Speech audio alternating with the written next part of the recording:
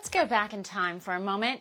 Go back to 2005, when President George W. Bush was trying to land his plane in the aftermath of Hurricane Katrina. He so happened to look out the window to survey the damage and was photographed doing so, just looking out the window. That simple act got him called racist. And the liberal media painted a picture of George W. Bush as a president who did not care and looked down on the people devastated by the storm. So remember when a hurricane struck Puerto Rico in 2017 and President Trump was on the ground handing out paper towels, not to the left's liking. He was smeared and savaged by the corporate elite and easily triggered a league of Twitter warriors. Well, if you are President Biden chilling on a Delaware beach when a storm hits, or if you're Vice President Harris taking a photo of your supposedly on the phone looking concerned, well, that's just enough for them. Category 4 Hurricane Helene has swept through the southeast, causing severe flooding to North Carolina and Georgia, destroying homes, businesses, leaving over at least now 180 Americans dead.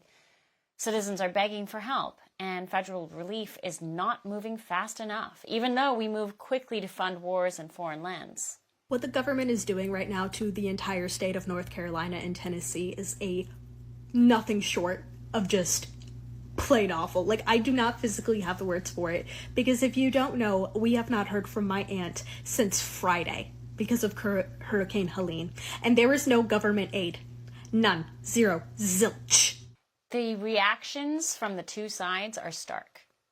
Trump was on the ground instantly. He was meeting with citizens and providing a relief effort as resource deployment was slowed and our leadership continues to sleep at the wheel.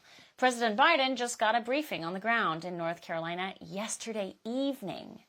Harris yesterday just arrived in Georgia to console victims, days after Trump teamed up with Musk to bring communication back to the Peach State. The media is giving them a pass, giving Harris and Biden a pass over their initial nonchalance. But will voters remember all of this in November? Joining us now is Rob Bluey, president and executive editor of The Daily Signal, one of the few outlets keeping the pressure on the Harris-Biden administration for their complete absence here. Rob, thank you for joining us. Thanks, Chanel. It's great to be back with you today. Why do you think the administration gets a pass in this instance? It's clearly a disaster. People are suffering, and the optics are not ideal. You have the leadership, Biden and Harris both, not exactly front and center here. They're not. And frankly, this is what the American people expect when you have a disaster of this nature. You want to see the president reassuring the people that are affected directly by this. The fact that Joe Biden was at the beach this weekend when the devastation was at its worst, I think sent the wrong message. The fact that Kamala Harris did her own photo op from the plane, similar to that incident you recalled from 2005 with George W. Bush. Remember, that photo did more to damage the rest of George Bush's second term than perhaps anything else that happened to him while he was in the White House, and yet the media just glosses over it. Now, there are outlets like yours and ours that want to bring that to the forefront of the American people so that they can realize that our leaders are failing them. The fact that you have FEMA, which has one responsibility, it's supposed to have one responsibility, and it cannot adequately deliver the aid that the people in those communities need right now, in part because they've been distracted by climate change efforts, DEI, and helping illegal aliens in other parts of the country. The American people should be outraged, and that's for good reason. And I think that you're going to see civil society organizations, frankly, have to step up in this time of need because the government is failing. No, I see that. I hear that. I have contacts on the ground. They're private, special operators who are stepping up to the plate, and they're having to do the job of the federal government, which has been a theme of this administration, starting from the Afghanistan withdrawal. You had American citizens stuck in Afghanistan and in other portions of very dangerous portions of that country. And at the end of the day, a lot of those people had to rely on private resources, not the current government, whose sole job is to protect American citizens. This is such a symbolic and tragic episode.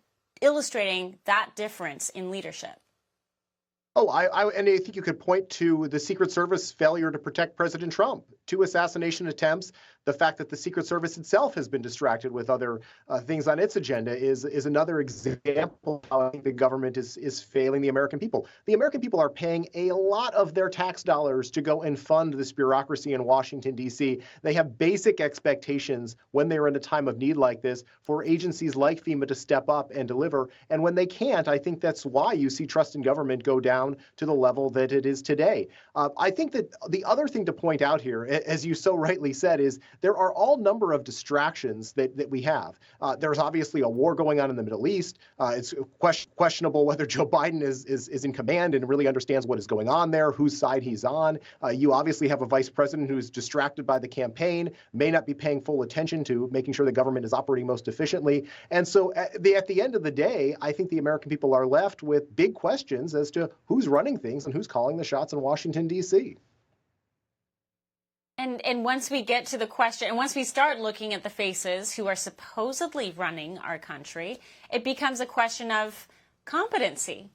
It's not even efficiency. Efficiency is even asking too much. At this point, we're just asking, can these officials and these agencies, can the DOJ, can the FBI, can FEMA, can our executive branch, can it do its basic job? And the fact that we have to ask that question of so many institutions right now seems to be a fairly dangerous series of questions that we as American citizens have to ask, considering Iran is lobbing missiles into Israel right now. Chanel, you raise a great point, and maybe we've just become too dependent on the federal government to do too much in our lives, and maybe this is an example of where we should go back to relying on some of those organizations that could contribute on the local level there in North Carolina and other states to help those who are in need. Maybe we shouldn't put all our faith in FEMA.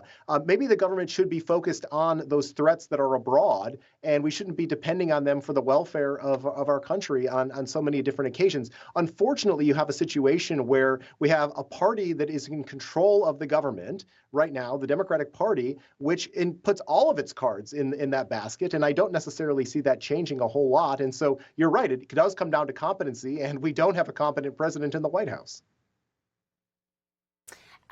So to that point, I think that another lesson that is being learned firsthand, unfortunately, by so many people, is that private enterprise does ultimately perform far better than the government ever could. In fact, we may even pay to keep them out. Remember, Elon Musk, the richest man in the world, is teaming up with Trump, a private citizen, public figure, private citizen, to help in that region instead of the federal government. And this is, again, a stunning lesson in how the people can no longer rely on our federal government and actually can and will rely on private enterprise even for natural disasters. This is just stunning to me.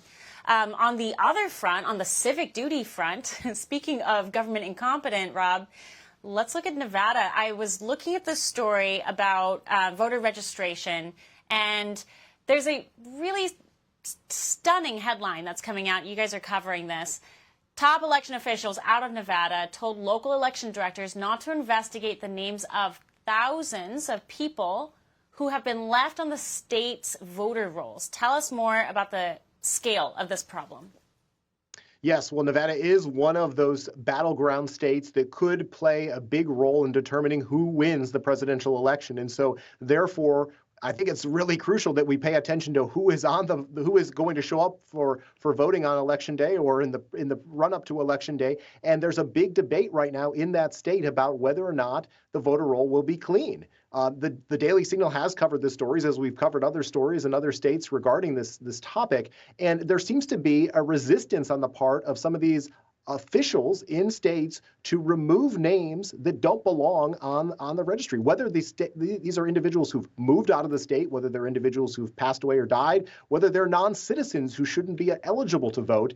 I don't understand the resistance. The pushback that you get from the left, of course, is that this is voter disenfranchisement and it's racist and all of these other excuses. But at the end of the day, rules are the rules, and there shouldn't be people who are eligible to vote who are showing up to vote who aren't eligible. And so this this is one of the things that I think will perhaps contribute to questions about the outcome of this election, particularly if it's close in states like Nevada. Right, and Nevada, also a state that was not won by very many thousands of votes between the two candidates last cycle.